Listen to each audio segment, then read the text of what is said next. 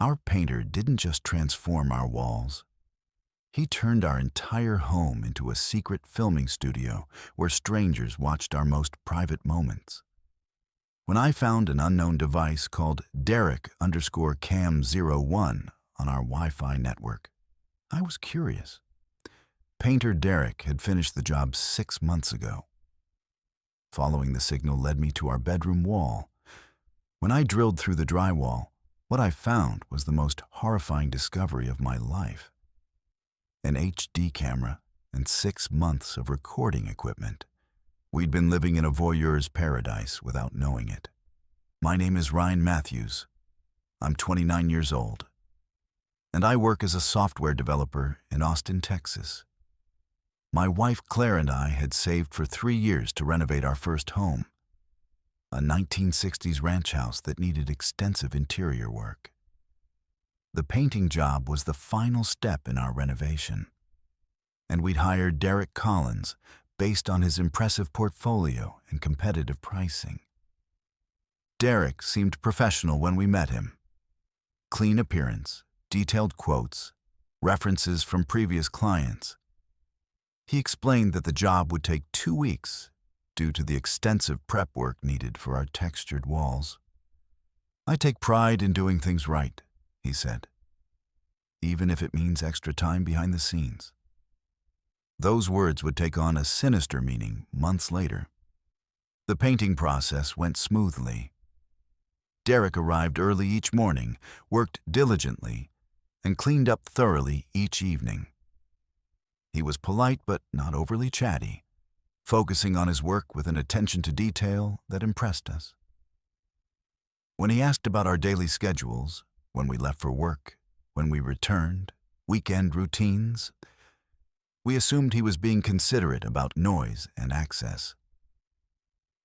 "I like to minimize disruption to families," Derek explained. "Knowing your patterns helps me plan the messiest work for when you're away." We appreciated his thoughtfulness.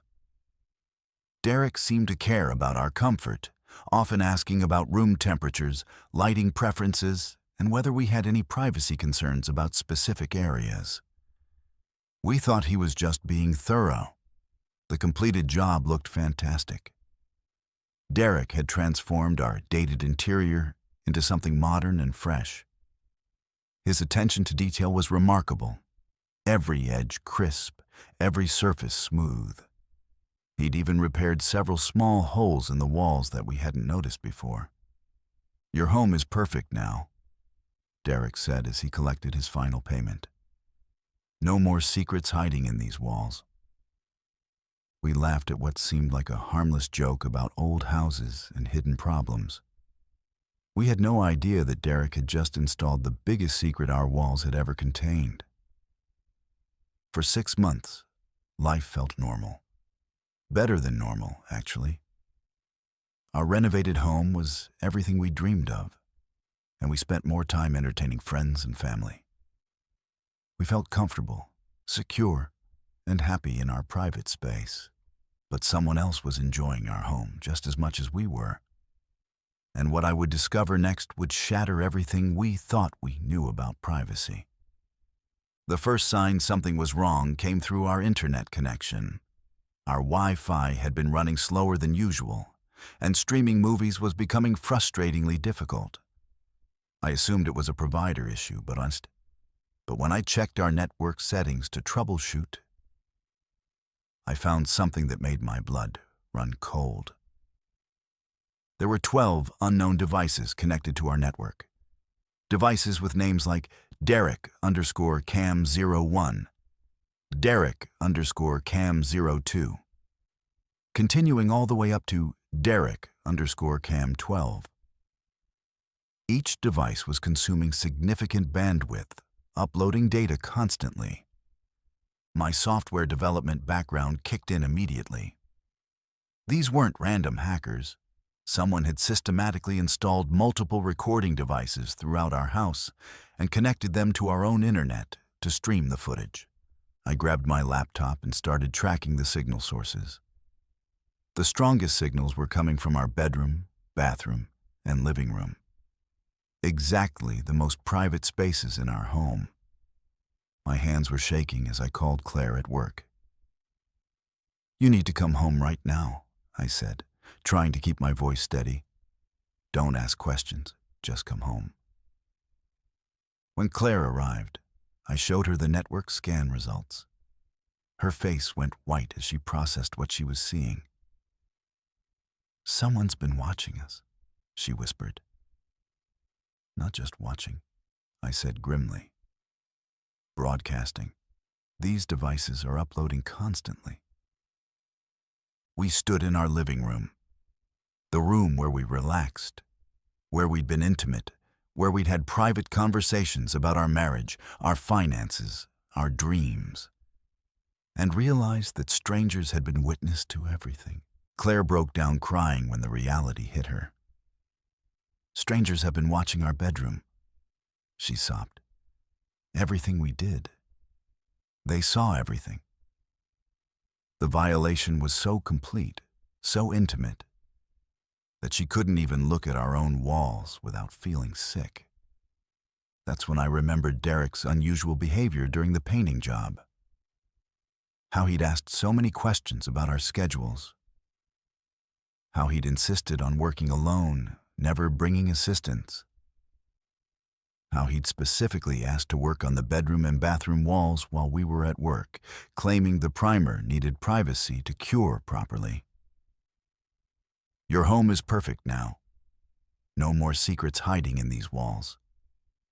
The joke wasn't a joke. It was a confession. I spent the next hour systematically tracking each signal to its source. What I found was a masterpiece of hidden surveillance. Derek had installed pinhole cameras inside electrical outlets, behind light switches, even inside the medicine cabinet mirror. Each camera was professionally installed, completely invisible unless you knew exactly where to look. But the bedroom camera was the most sophisticated. Derek had created a false wall section that housed not just a camera, but a complete recording system with terabytes of storage. 6 months of our most private moments were stored just inches from where we slept every night. The scope of his operation was about to get much worse. But the next camera I found changed everything. Instead of calling police immediately, I made a decision that would change everything. As a software developer, I knew how to trace digital footprints and gather evidence. If Derek was selling our private footage online, I wanted to find every trace before he could delete it. I spent that night creating a monitoring system that tracked all the camera feeds without alerting Derek to our discovery. What I found was worse than voyeurism. It was a complete violation of our humanity. Derek hadn't just been watching us. He'd been broadcasting live streams to paying subscribers and selling recorded clips to voyeur websites. Our bedroom activities, private conversations, even mundane moments like getting dressed or arguing about bills had been turned into entertainment for strangers across the internet. The technical sophistication was staggering.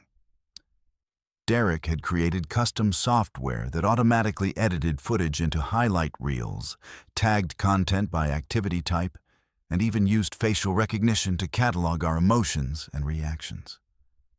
Our pain, our joy, our intimacy, everything had been commodified. But Derek had made one critical mistake. His streaming platform required user accounts, and I was able to trace the payment processing back to his real identity and business operations. Derek Collins wasn't just a painter who occasionally spied on clients. He was running a sophisticated voyeurism operation, targeting multiple households across Austin. The subscriber logs showed over 3,000 paying customers who'd been watching our feeds. Comments ranged from crude to threatening, with some subscribers requesting specific scenarios or expressing frustration when we left the house. We weren't just victims. We were unwilling performers in a twisted show. I discovered that Derek had been operating for over 3 years. His painting business was legitimate, but served as the perfect cover for installing surveillance equipment. He specifically targeted young couples, often newlyweds or first-time homeowners who trusted him with intimate access to their living spaces. The financial records were sickening. Derek was earning more from voyeurism than from painting. Nearly $15,000 per month from subscriptions and clip sales. Our personal moments had funded his lifestyle while we struggled to pay our mortgage. But the worst discovery was yet to come. Among Derek's files, I found planning documents for future installations. Our house wasn't his endgame. It was a test run for expanding operations. He'd been documenting our reactions, our security habits, our daily routines to perfect his methods for targeting other families. That's when I realized this wasn't just about us anymore.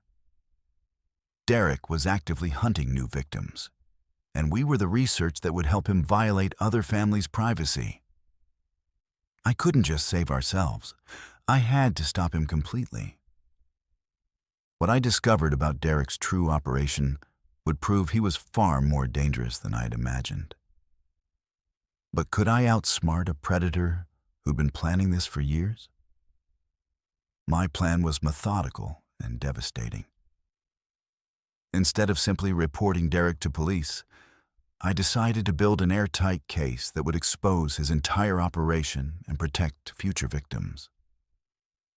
But first, I was going to give Derek a taste of his own medicine. Using my software skills, I created a backdoor into Derek's own systems. If he could spy on us, I would spy on him. I hacked into his personal devices, his business computers, even his home security system. For the first time in months, Derek Collins was the one being watched without his knowledge. What I discovered about Derek's personal life was both pathetic and terrifying. He lived alone in a cluttered apartment filled with monitors displaying live feeds from multiple homes. His computer showed dozens of ongoing surveillance operations. We weren't his only victims, just his most profitable ones. Derek spent hours each day editing footage, responding to subscriber requests, and planning new installations. He kept detailed profiles of his targets, including personal information he'd gathered about their relationships, work schedules, and financial situations. Some profiles included notes about installing cameras in homes with children. But Derek's arrogance would be his downfall. He'd been documenting everything, keeping records that would make prosecution easy. Financial transactions, customer lists, installation schedules, even how-to guides for concealing cameras in different types of walls and fixtures. I spent 2 weeks gathering evidence while Derek continued his operations, unaware that his every move was being recorded. I documented his subscriber base, his payment processing, his equipment suppliers, even his plans for expanding into other cities. Then I set the trap. I created a fake client profile and contacted Derek's painting business. I told him my wife and I were newlyweds who just bought our first home and needed extensive interior painting. Derek's excitement was palpable during our phone conversation. Young couple, new house, complete access for installations. When Derek arrived at the address I had given him, he found FBI agents waiting instead of potential victims. The address was the local field office, and I'd already spent 3 hours walking federal investigators through Derek's entire operation. The raid on Derek's apartment was swift and comprehensive. Agents seized dozens of computers, hundreds of storage devices, and a detailed client database that included over 200 families Derek had been spying on. The evidence was overwhelming and undeniable. But the most satisfying moment came when Derek was arrested.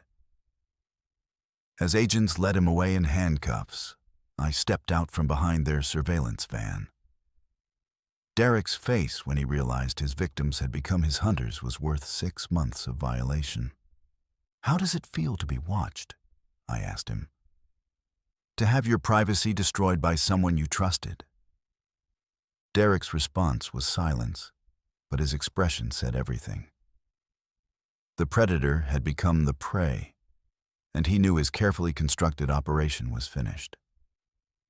Claire whispered that she couldn't sleep in our own bedroom anymore, knowing strangers had watched our most intimate moments for months. The violation would haunt us forever. But my revenge was just beginning.